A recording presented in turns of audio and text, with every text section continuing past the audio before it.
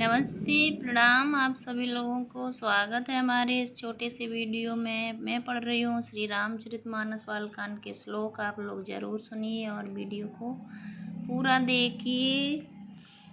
Thank you everyone. प्रमुचित पुर नर नारी सब, सजहि सुमंगल चारे। के प्रवेश ही एक निर्गमहि, भीर भूप दरबार। इसका अर्थ है बड़े ही आनंदित होकर नगर के सब स्त्री पुरुष शुभ मंगलाचार के साज सज रहे हैं। कोई भीतर जाता है, कोई बाहर निकलता है। राजद्वार में बड़ी भीड़ हो रही है। बाल सखा सुन हिय हरसाई, मिल 10 5 राम पहि जाई। प्रभु आदरहि प्रेम पहचानी, पूछहि कुशल खेम मृदुबानी।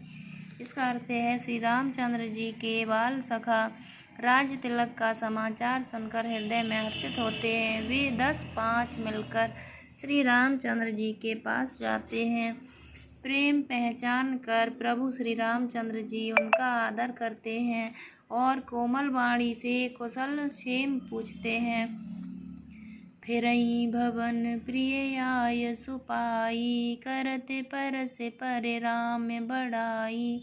को रघुवीर सरस संसारा, सील सनेऊ निवाह निहारा। इसका अर्थ है अपने प्रिय सखा श्री रामचंद्र जी की आज्ञा पाकर वे आपस में एक दूसरे से श्री रामचंद्र जी की बड़ाई करते हुए घर लौटते हैं और कहते हैं, संसार में श्री रघुनाथ जी के समान शील और स्नेह को निभाने वाला कौन है। जेहि जेहि जोन कर में बस भ्रमहि, तह तह सुदेव यह हमहि। सेवक हम स्वामी सिय नाहु, नाथ यह और निभाहु। इसका अर्थ है भगवान हमें यही दें कि हम अपने कर्म बस भ्रमते हुए जिस जिस योनि में जन्मे वहाँ उस योनि में हम दो सेवक हों और सीतापति श्री रामचंद्र जी हमारे स्वामी हों और यह नाता अंत तक निभ जाए।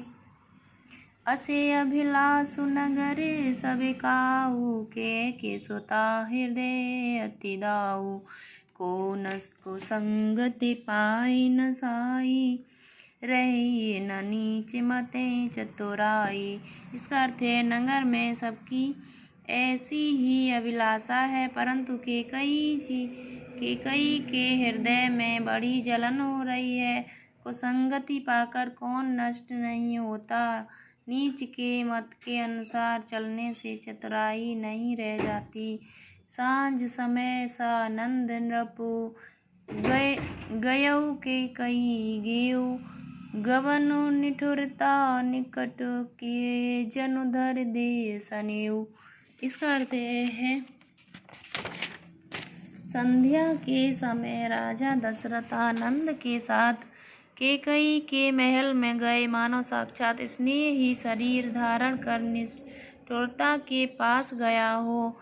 कोप भवन सुन संकुचेउ राहु, भय बसे अगहुड़ परई न पाहु। सुरपति बसई बाह बल जाके, नरपति सकल रही रुकता के। इसका अर्थ है कोप भवन का नाम सुनकर राजा सहस गए। डर के मारे उनका पांव आगे ही नहीं बढ़ रहा था।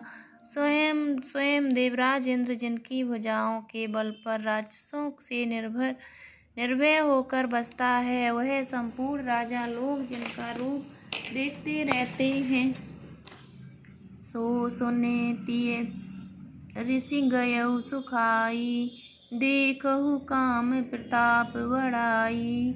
शूल कुल से असिग अंग बनिहारे, तेरति नाथ सुमन सर मारे। इसका अर्थ है वही राजा दशरथ स्त्री का क्रोध सुनकर सूख गए। कामदेव का प्रताप और महिमा तो देखिए, तो जो त्रिशूल वर्ज और तलवार आदि की चोट अपने अंगों पर सहने वाले हैं, वे रतिनाथ कामदेव के पुष्प बाण से मारे गए। सभी नरेशु प्रिया पहि गयऊ, देख दशा दुख दारुण भयऊ। भूमि सहने बटु मोह उठ पुराना, दिए डारि तन भूषण नाना। इसका अर्थ है राजा डरते डरते अपनी प्यारी केकई के पास गए। उसकी दशा देखकर उन्हें बड़ा ही दुख हुआ। केकई जमीन पर पड़ी है, पुराना मोटा कपड़ा पहने हुए शरीर के नाना आभूषणों को उतार कर फेंक दिया। कुमित ही कसिकु बेसिता फावी, अनहि बातु सोचे जनु भावी। जाए निकट नृपु कह मृदुबानी, प्राण प्रिया किहु हे तो रिसानी। कहते उस दुर्बुद्धि केकई को यह कुवेशता बुरा वेश कैसी फब रही है, मानव भावी विधवापन की सूचना दे रही हो। राजा उसके पास जाकर कोमल वाणी से बोले, हे प्राण प्रिय, किस लिए रिसाई रूठी हो? केऊ हेतु रानी रिसान परिसत, पान पत ही निवारही। मानव सरो से भुअंग भामिनी, विषम भांति निहारही। दो बासना रसना दसन बर, मरम ठाहरु देखई। तुलसी व्रत नृपति भवतव्यता, बस काम कौतुक लेखई।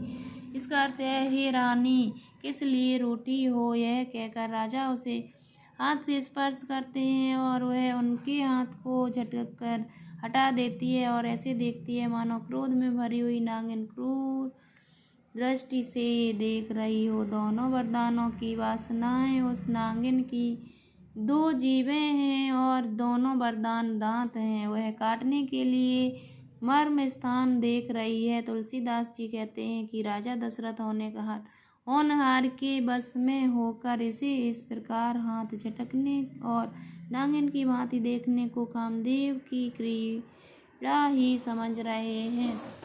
बार बार कह राव सुमुखी, सुलोचन पिक वचनी। कारण मोह सो नाओ गज, गामिनी निज कोप कर। राजा बार बार कह रहे हैं, हे सुमुखी, हे सुलोचनी, हे कोकिल वयनी, हे गज गामिनी, मुझे अपने क्रोध का कारण तो सुनाओ। अनहित तोरे प्रिया केई कीना, केई देव सिर केऊ जमु चल लीना। कहु केही रंग कही करो नरेशु, कहो केही नृपहि निकासो देशु। इसका अर्थ है, हे प्रिय, किसने तेरा अनिष्ट किया? किसने दो सिर हैं? यमराज किसको लेना अपने लोक को ले जाना चाहते हैं? कह किस कंगाल को राजा कर दूं, या किस राजा को देश से निकाल दूं? सकऊ तोरे अरि अमरऊ मारी, काह कीट बपुरे नर नारी।